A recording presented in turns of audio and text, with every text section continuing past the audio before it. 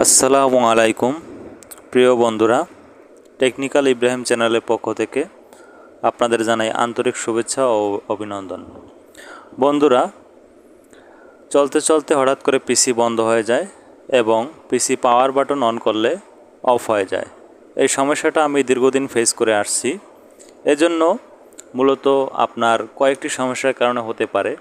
এক নম্বর হলো আপনার র্যাম যদি ডিস্টার্ব হয় এবং আপনার র্যামে যদি ময়লা জমে, তাহলে সেক্ষেত্রে র্যামটা পরিষ্কার করে আবার কিন্তু লাগিয়ে নিতে পারেন, তাহলে কিন্তু সমস্যা সলভ হতে পারে।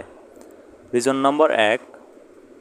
নাম্বার 2, আপনার মাদারবোর্ডে যদি কোনো প্রবলেম হয়, সেক্ষেত্রে কিন্তু পিসি এভাবে যদি আপনি চালু করেন তাহলে কিন্তু পিসি অফ হয়ে যেতে পারে। দেখুন, আমার এই পিসিটি এই সমস্যা দেখা দিচ্ছে। পিসিটি অন করলে কিছুক্ষণ পর অফ হয়ে যায়, তারপর আবার অন হয়, আবার অটোমেটিক সে অফ হয়ে যায়, এভাবেই চলতে থাকে। তো বন্ধুরা, আমার এই সমস্যাটা মাদারবোর্ড থেকে হয়েছে, তো আমি সার্ভিসিং করার জন্য দিয়েছি। মূলত সমস্যাটা মাদারবোর্ড থেকে হচ্ছে।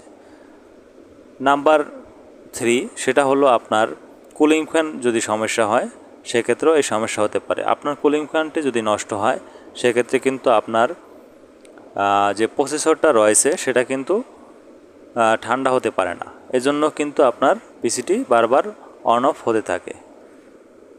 তারপর হলো নাম্বার 4, আপনার যদি থার্মাল পেস্ট শুকিয়ে যায়, কুলিং ফ্যানের নিচে থার্মাল পেস্ট থাকে, সেটি যদি শুকিয়ে যায় তাহলে কিন্তু আপনার পিসিটি অন অফ হতে পারে, কারণ আপনার থার্মাল পেস্ট না থাকার কারণে আপনার কুলিং ফ্যানটি আপনার প্রসেসরটি ঠান্ডা করতে পারে না। ধন্যবাদ বন্ধুরা।